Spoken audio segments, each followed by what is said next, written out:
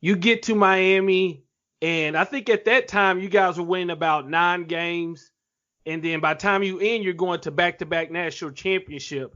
Can you kind of take us to what it took to build up those great teams that you guys had? It's simple. It took everything. Those guys that were before us, the Santana Moss, the Nate Websters, the Dan Morgans, Al Blades, Leonard Myers, those guys laid the foundation for us so strong. Damian Lewis. I could think of so many people that were instrumental in just um, showing what work was. It wasn't the glamour. It wasn't what you see on TV now, where oh, the guy scoring a touchdown and stuff like that, and people going crazy. It was work. Like we worked. We worked in the basketball gym before the gym was built. We didn't work out in the gym. We worked out in the basketball courts. We was working out outside. Guys was in the sand pit. Guys was running. Guys was running hills. Like that's what it was. And when you see somebody like Dan Morgan who rarely talked, he rarely talked, but when he did talk, you listened. And when he worked, you definitely listened because he was outworking almost everybody. Al Blaze, Ed Reed. I mean, the list goes on and on with, obviously those people are legendary now. We think about it then. But when we were there, those guys that's who showed us the way. Those the ones who made the path for us to win a national championship in 2001. Should have been 2000 as well. We should have played for it, and then to get the opportunity in 2002 as well. So that 5-8 year block was built on the 95, 96 class, the 97 class. Those guys were the ones who were the building blocks that made the 2001 team, because without those teams before, without those players before, without all those guys, you don't see the 2001 team, because you don't get the collection of talent, and you definitely don't get the guys seeing what the real work is, because they hadn't been through the struggle. So you come in, and who was either a mentor or who was a leader that took you, said, "Hey Mo, this is how it's done. We put in work," or did they just lead by example? For me, it was easy. It was Al.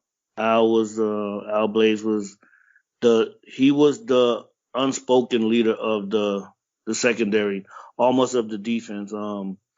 Dan was the guy who made most of the plays, got a lot of the highlights and stuff like that. And Ed Reed, Ed was quiet. He was quiet then. When I first got there, he was quiet, and he just would play. He just hey, this is what we're doing. We going this way. Follow me if you want to win, and that's what most people did. But Al was the one who would after practice, pull to the side. Now he'll kick your butt now. He wouldn't take it any light on you. He was never, I wouldn't categorize him as a friendly guy. However, I would definitely say that for me, he mentored me. He was able to put me under his wing, and even when not making a play, or getting a pass caught on me, or a touchdown, or missing a tackle or something like that, he would pull me to the side and be able to talk to me about what happened and things like that. And then later, I want to say like 2002, when Al left, then it was Ed. Then Reed just took it over. Where he was the spoken, unspoken, whatever leader you want to say. He was the guy. He was able to talk to the guys on the offense, the guys on special teams, guys on defense, the coaches. He was able to make sure people understood their roles and understood what they had to do. So, I mean, obviously, he became a mentor to everybody, not just me, not just the defensive backs, but the entire team, because he was obviously that special. All right, guys, we got Mo Sykes, former Miami Hurricane, great on the line. Mo, when you look at all the talent you guys had, and you're talking about the workout put in and day out, what was practice like? Without offending anybody, it was war. It was really war. Guys were literally trying to destroy each other, and in a brotherly love kind of way. Like, if you have a sibling or something like that, and you trying to make them tougher, and you pick them up and body slam. It was basically that. That's what we had all the time. We had literal wars. it was so much fight and so much guys throwing up, guys just giving it all. The best way I can say it is because it made the game so much easier, and that's not to take away anything from our opponent. It just was when you're going against Kellen Winslow, who's going to be a better tight end than him? You're going against Dorsey, who was a better quarterback than him? Andre Johnson, Kevin Beard, Willis McGahee, Clinton Portis, Dan Morgan, Ed Reed. I mean, the list is ridiculous. So if you're going against those guys in practice, how do you get in the game and can't perform? Because I can't tell you another player that I played with that was better than Sean.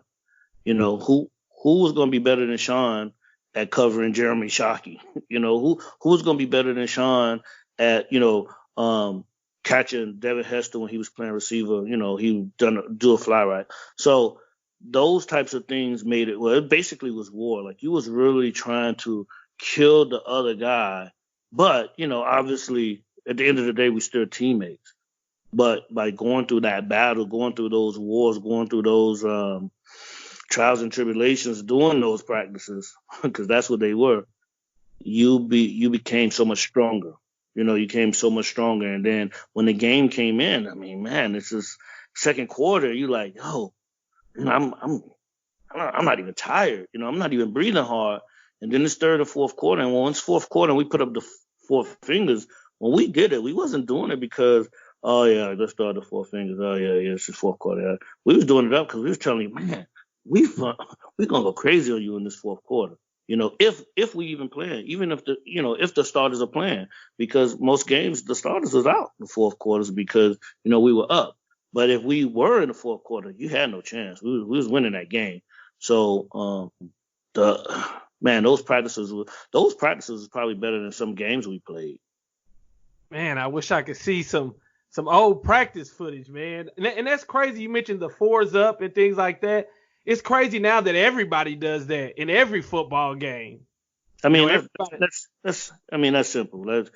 We don't have to be coy here. Everybody wants to, you either play for Miami or you wanted to play for Miami. It's that simple. Everybody come out of the smoke now. Everybody throws up the fours. Everybody has a turnover something. Like everybody hates Miami, but that's because you either didn't play at Miami or you couldn't play at Miami. This is the only ways around it, because we are the standard. That's why when Miami is good, college football is better. It is better. It feels better. But, unfortunately, when you're not, they're going to dog you out. Oh, you lost to FIU? Oh, man, that's front page. That's front page everywhere. It don't matter what else is going on the regular world. You lost to who? Oh, okay, yeah. So everybody going to take their shots. Everybody want a shot at the throne, And Miami for so long has been, the king. So now that, the king is down a little, you want to take your shot.